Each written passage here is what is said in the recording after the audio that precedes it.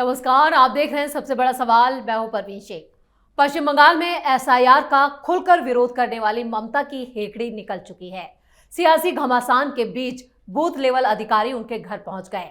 BLO ने ममता बनर्जी को औपचारिक रूप से फॉर्म भरने को कहा। बीएलओ ने मुख्यमंत्री से मुलाकात की और फॉर्म उनके आवास कार्यालय में जमा किया गया।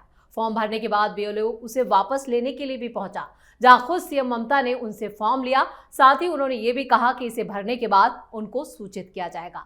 इससे साफ है कि एसआईआर पर सड़कों पर हंगामा करने वाली ममता की हेकड़ी निकल चुकी है। वहीं खुद को घिरता देख ममता ने अब यू टर्न लिया है और बीएलओ के फॉर्म वाली घटना को ही खारिज कर दिया। उन्होंने कहा कि जब तक बंगाल का हर व्यक्ति फॉर्म नहीं भर रहा, तब तक मैंने खुद कोई फॉर्म नहीं भरना है और ना ही भरूंगी। अब सबसे बड़ा सवाल यह है, क्या ममता ने एसआईआर पर सरेंडर कर दिया है? इस पर चर्चा के लिए स्टूडियो मौजूद है कैपिटल टीवी के executive editor Rajeev Kumar. Sir, आपका बहुत बहुत स्वागत। धन्यवाद। बीएलओ के फॉर्म वाली घटना जो हुई है, उस पर अब ममता बनर्जी ने यू टर्न लिया है, लेकिन उससे पहले ही वो सरेंडर कर चुकी हैं एसआईआर को लेकर। ये कितना बड़ा सवालिया निशान उनकी छवि पर? देखिए, ममता बनर्जी की छवि क्या है? एक ही छवि है कि पश्चिम बंगाल के अंदर किसी तरीके से उन लोगों को भरोसा दिलाओ जो लोग इनके ऊपर निर्भर रह के किसी तरीके से पश्चिम बंगाल की व्यवस्था में अराजकता का माहौल क्रिएट कर सकते हैं। इनकी छवि आज पश्चिम बंगाल में यही हो गई है कि ये उन लोगों का समर्थन करते हैं जो फर्जी तरीके से पश्चिम बंगाल में रहते हैं, उन लोगों का समर्थन करते हैं जो इनको जिताने के लिए इनके नाम पर फर्जी डॉक्यूमेंट्स बना रहे हैं और फिर बांग्लादेश से आने के बावजूद भी भारत की नागरिकता ले रहे हैं। इनकी छवि यहीं तक सीमित हो चुकी है। लेकिन ये छवि का सवाल नहीं है, सवाल कुर्सी का है। ममता बनर्जी ने क्या किया? खुद तो फॉर्म ले रही हैं, कह रही हैं कि नहीं नहीं, हम बाद में इसे भर के आपको सूचित कर देंगे। बीएलओ को बोल रहे हैं। ये बूथ लेवल ऑफिसर है जो उनके क्षेत्र में आते हैं और वो उनको फॉर्म देकर गए हैं। अभी तक ममता बनर्जी कंफ्यूज है कि उनके घर में जो बीएलओ ने फॉर्म दिया है तो किन किन लोगों का वोटर लिस्ट में नाम जुड़वाए, कौन कौन है जो वोटर लिस्ट में नाम रखने के लायक है। पिछली बार जब यही ममता बनर्जी के लिए काम कर रहे थे प्रशांत किशोर, तो उन्हीं के क्षेत्र से वो भी वोटर बने थे। प्रशांत किशोर खुद, उनको वोटर बनने की जरूरत क्या थी? प्रशांत किशोर को क्या एक वोट देने के लिए वोटर बने थे या कोई और आधार था? क्या उन्हें कुछ और आश्वासन दिया गया था कि बाय इलेक्शन में आपको चुनाव लड़वाएंगे, विधानसभा पहुंचाएंगे, मंत्री बनाएंगे, आगे का आश्वासन था? ये अभी तक कंफ्यूजन का कारण बना है, क्योंकि प्रशांत किशोर ऐसे व्यक्ति नहीं है जो कि बिहार के बदले कहीं और भी गए हों। वो तो तमिलनाडु में स्टालिन के लिए रणनीति बनाए, वाईएसआर कांग्रेस के लिए, जगनमोहन रेड्डी के लिए रणनीति बनाने के लिए गए, आंध्र प्रदेश में भी चुनाव लड़वाया, महाराष्ट्र में भी उद्धव ठाकरे के लिए चुनाव प्रचार करवाया, स्ट्रेटजी बनवाई, दिल्ली में अरविंद केजरीवाल के लिए किया। तो कहीं भी किसी भी जगह पर उन्होंने वोटर लिस्ट में अपना नाम तो नहीं जुड़वाया। ये पश्चिम बंगाल में ही क्यों जुड़वाया? या हो सकता है कि हजारों की संख्या में उस समय जब पिछला चुनाव हो रहा था तो उन्होंने हजारों की संख्या में नाम जुड़वाए होंगे और ये एक स्ट्रेटजी का हिस्सा रहा होगा कि जिन जिन विधानसभा क्षेत्रों में 3000, 2000, 5000 से हार हुई है टीएमसी की, उन क्षेत्रों में वापसी के लिए जरूरी है कि आप डेमोग्राफी को बदलें, उन क्षेत्रों में फर्जी वोटर वहां पर बनवाएं। ये विधानसभा वाइज जो स्ट्रेटजी बना रहे थे प्रशांत किशोर, उसमें तो हर एक विधानसभा क्षेत्र में क्या पैटर्न रहा है, पिछले 4-5 चुनावों में कौन सी पार्टी कितने मार्जिन से जीती है, कौन सा ये वोटर है जो लगभग 35%, 30% जो लगभग लगातार एक ही पार्टी को मिलता रहा है, कितने फ्लोटिंग वोटर हैं, कितना का मार्जिन बराबर बदलते रहा है, इसके आधार पर ही रणनीति बनाते हैं।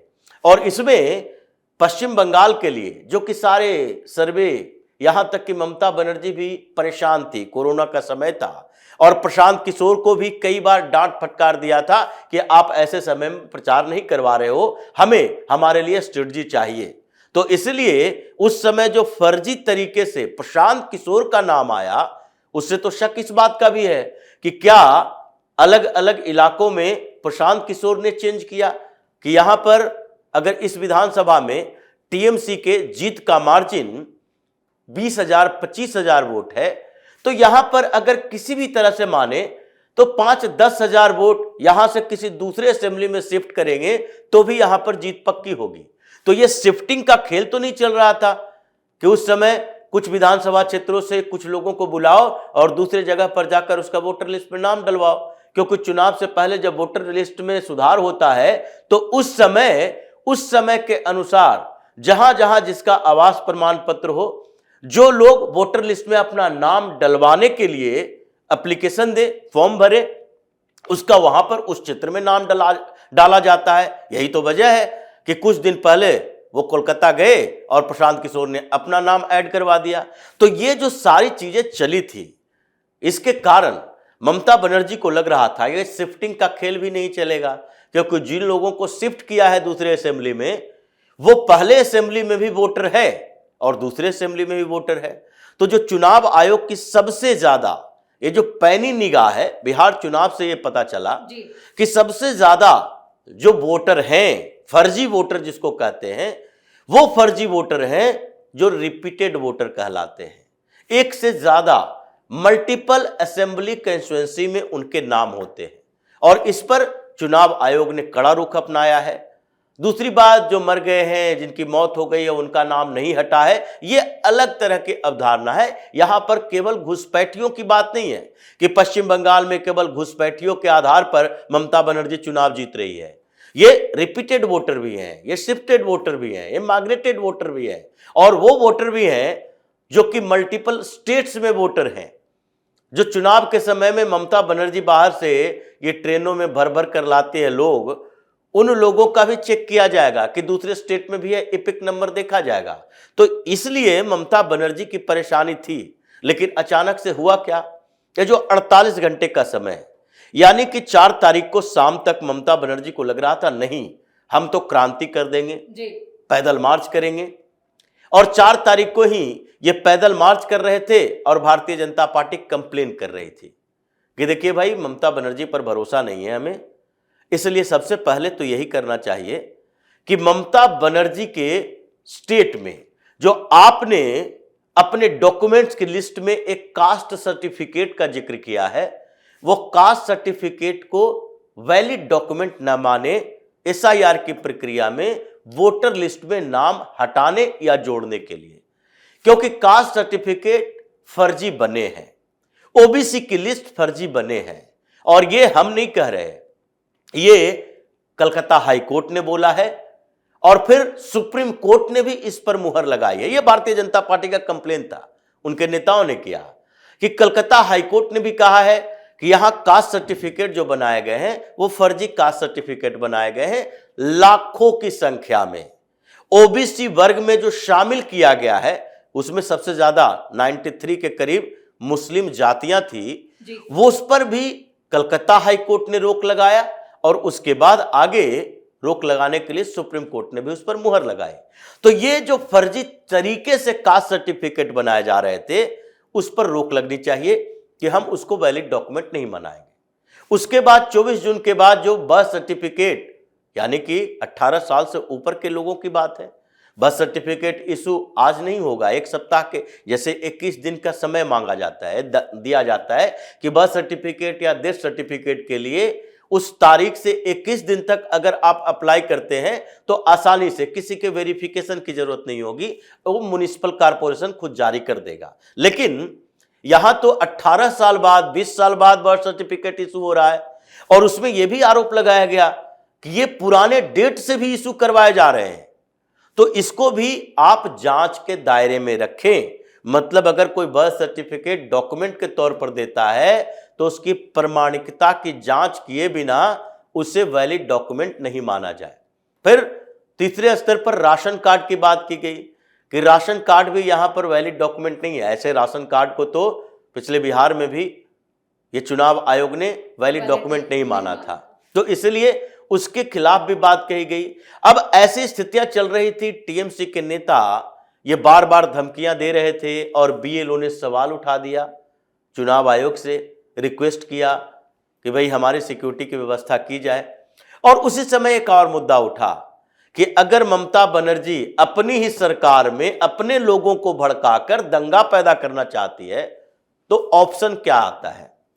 दो ही ऑप्शन है, या तो ममता बनर्जी की सरकार में एडमिनिस्ट्रेटिव कंट्रोल उनके हाथों से छीन ली जाए जी। या फिर जब तक नया चुनाव नहीं होता, ज्यादा समय नहीं है, तो एसआईआर की प्रक्रिया जो लोकतंत्र के लिए अभी नींव है, अगर डेमोक्रेसी में वोटर ही फर्जी होंगे, जो इन लोगों ने आरोप लगाया लेकिन करेक्शन के लिए ये सपोर्ट नहीं कर रहे, तो वोटर ही फर्जी होंगे तो सरकारें तो फर्जी हो जाएगी। तो इसलिए अभी 3-4 महीने के लिए ही सही ममता बनर्जी चीफ मिनिस्टर रहेंगी, सारी सुविधाएं मिलेगी, कंट्रोल नहीं रहेगा। उसके लिए राष्ट्रपति शासन की मांग की जा रही थी कि नहीं, यहां प्रेसिडेंट रूल लगाओ, एडमिनिस्ट्रेटिव जो अधिकार इनके पास है वो सारा सीज करो जी। यहां पर एसआईआर की प्रक्रिया जब तक पूरी नहीं हो जाती, एक टाइमलाइन दे दो कि 2 महीने 2.5 महीने तक, अभी जैसे दिसंबर तक है, 4 दिसंबर तक फॉर्म वापस लेना है, फिर ड्राफ्ट रोल तैयार होगा, फिर फाइनल रोल तैयार होगा, तो उस समय तक 2 से 3 महीने तक वहां प्रेसिडेंट रूल लगाओ और उसमें यह बताओ कि यह संवैधानिक विफलता है, ये प्रशासनिक विफलता है, सरकार कंट्रोल नहीं कर पा रही है, तो फिर राष्ट्रपति शासन लगाना पड़ेगा। ये जो प्रक्रियाएं चली और ये दावे हुए, ये याचिकाएं दायर की जाने लगी और फिर इसके बाद धमकी दी गई कि अगर ऐसा कुछ होता है तो हाई कोर्ट भी जाएंगे, सुप्रीम कोर्ट भी जाएंगे। केवल ममता बनर्जी के पास ये अधिकार नहीं है कि कोर्ट में जा सकते हैं, हमारे पास भी अधिकार है। और ममता बनर्जी के खिलाफ तो कलकत्ता हाई कोर्ट में जितने फैसले आए हैं सब इनके खिलाफ आए हैं, इसलिए कि इन्होंने वैसा काम किया वहां पर। तो इसलिए इन सारे दबाव में ममता बनर्जी के अंदर एक डर रही, वो लगा कि अगर डायरेक्ट फाइट करते हैं तो ऐसा ना हो कि अंतिम समय में ये हमारे हाथों से कंट्रोल ही छीन जाए, पैरामिलिट्री फोर्सेस आ जाए, एडमिनिस्ट्रेटिव कंट्रोल छीन जाए, या फिर ये जो राष्ट्रपति शासन की मांग चल रही है वो राष्ट्रपति शासन की मांग आगे बढ़ जाए, सुप्रीम कोर्ट में, हाई कोर्ट में जाए, सरकार भी उस दबाव में आ जाए, राष्ट्रपति शासन लगाना पड़ जाए। तो ये जो डर था, उसके बाद ममता बनर्जी ने यू टर्न लेना शुरू किया और सबसे पहले अभिषेक बनर्जी आए। उन्होंने पार्टी की मीटिंग में कहा 80,000 बूथों पर 80,000 ब्लॉक लेवल एजेंट की नियुक्ति करो जी। अब हमको लीगल तरीके से लड़ना है, ये हाथ पैर बांधने, तोड़ने, आग लगाने की बात छोड़ दो, अभी मुंह बंद करके रखो, दंगा मत पैदा करो, अभी काम करने की कोशिश करो। फिर ममता बनर्जी उन्होंने भी बीएलओ के साथ कोऑर्डिनेशन की बात की और अब जब उनके घर में भी फॉर्म पहुंच गया तो ये कहने लगे कि बंगाल की सारी जनता के पास जब तक फॉर्म नहीं पहुंचता, सारी जनता का मतलब क्या, सारे वोटर के पास की बात है, और पश्चिम बंगाल के सारे वैलिड वोटर के पास तो जाएगा, वैलिड वोटर का नाम ऐड होगा, लेकिन जो गलत वोटर है उसका नाम तो हटेगा। जैसे बिहार में 65 लाख हटा, पश्चिम बंगाल में 2.5 करोड़ हटेगा, ये पूरी तैयारी है। इसलिए 48 घंटा के अंदर ममता बनर्जी को उनकी हैसियत का पता चला दिया चुनाव आयोग ने, और भारतीय जनता पार्टी ने जो बीएलए की नियुक्तियां की, हर जगह से रिपोर्ट ला रही है, उसके कारण टीएमसी के अंदर इस बात का भगदड़ है कि कहीं ऐसा ना हो कि हम एक जगह फर्जी करने की कोशिश करें और उस जगह पर उस फर्जी को रोकने के लिए जो एक्शन हो, जिससे हमारी ही पार्टी के अंदर परेशानियां पैदा हो जाए। राजीव सर, इस तमाम जानकारी के लिए और सटीक विश्लेषण के लिए आपका बहुत बहुत धन्यवाद। धन्यवाद। तो चुनाव आयोग की तरफ से चलाए जा रहे एसआईआर अभियान पर ममता बनर्जी ने भले ही यू टर्न ले लिया हो, लेकिन एसआईआर पर ताल ठोक रही ममता अब इस वक्त घुटनों पर आ चुकी हैं। खुलेआम विरोध करने वाली पश्चिम बंगाल की मुख्यमंत्री ने खुद उनके दरवाजे पर आए बीएलओ से पर्ची ली है। हालांकि सीएम ममता बनर्जी खुद इस पर सफाई दे रही हैं, जो ये बताने के लिए काफी है कि उनकी अकड़ ढीली हो चुकी है। वो चाहे जो पैतरे चल लें, लेकिन उनकी कुर्सी जाना तय है। इस खास शो में इतना ही। वीडियो कैसा लगा कमेंट करके अपनी राय जरूर दें। वीडियो को लाइक करें, शेयर करें और कैपिटल टीवी को सब्सक्राइब जरूर करें। धन्यवाद।